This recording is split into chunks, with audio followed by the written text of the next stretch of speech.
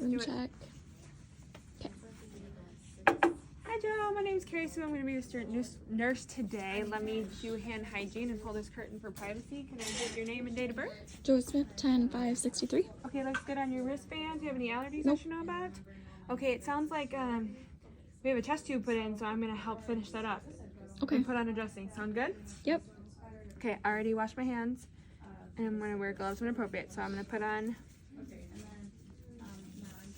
some clean gloves so we can attach this chest tube.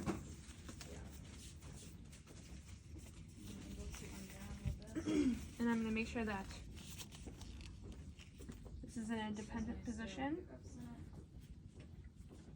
so there's no loops or anything. And then this would have a cap, but since you're practicing it doesn't, I'm going to pull off the cap, keep sterility, thumb to thumb.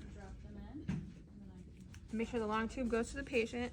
I have some pants tape here. I'm just going to put that on to secure it because we don't want that coming out.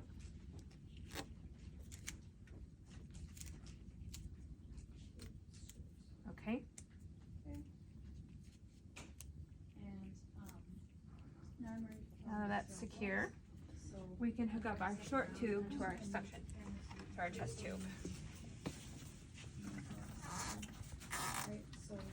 We're going to turn that on to intermediate regular. Make sure our clamp is undone, or low intermediate suction. And then we are going to look at, make sure our patient is, so it's titling. So meaning it goes up and down with the breathing of the patient. I would see that here. If there were any excessive bubbles, that would be an air leak.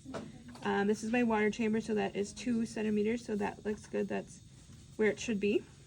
And this is my collection chamber. This is where all of our fluid will go into.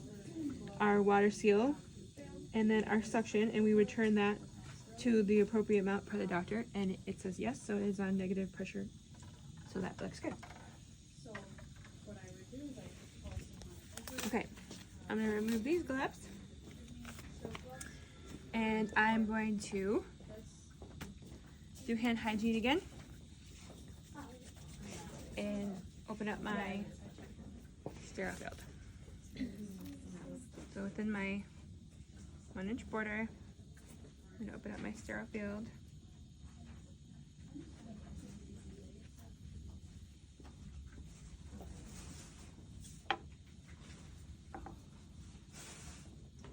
Okay, have that there.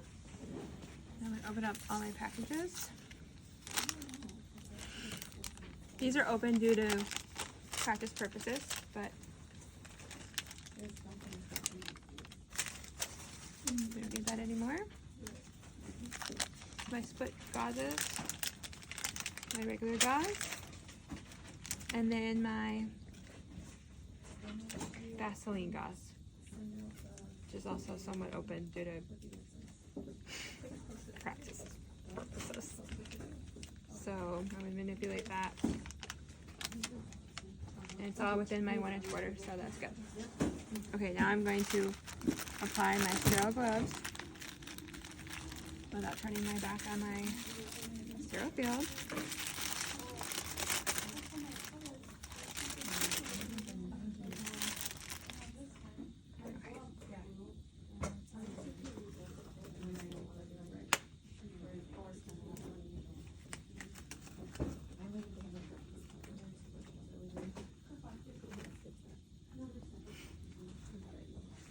Okay. Just gonna get this out of the way. Now I can touch my stuff because my hands are sterile. And I'm gonna make sure that my Vaseline gauze is folded the long ways, which it is. I'm going to sacrifice this hand, and I'm going to apply my dressings.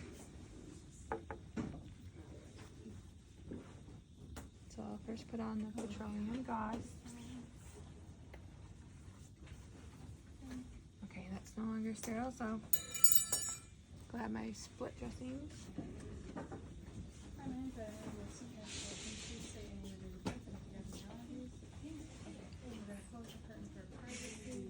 Wash your hands.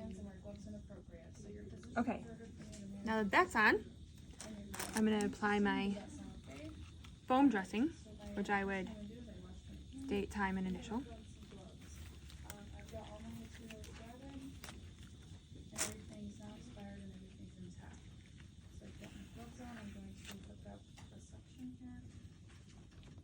So you put this on to maintain the suction.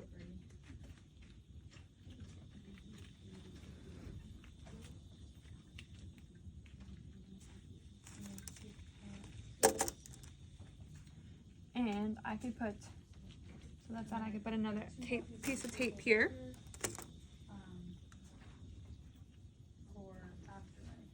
Okay, and then this is when I will also assess my patient for subcutaneous emphysema. So any crackling or anything below the skin.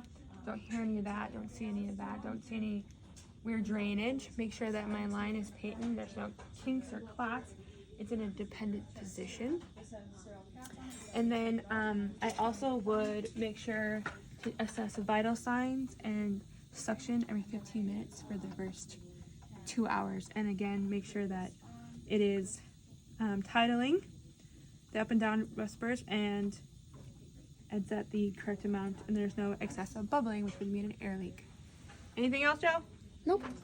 Thank you.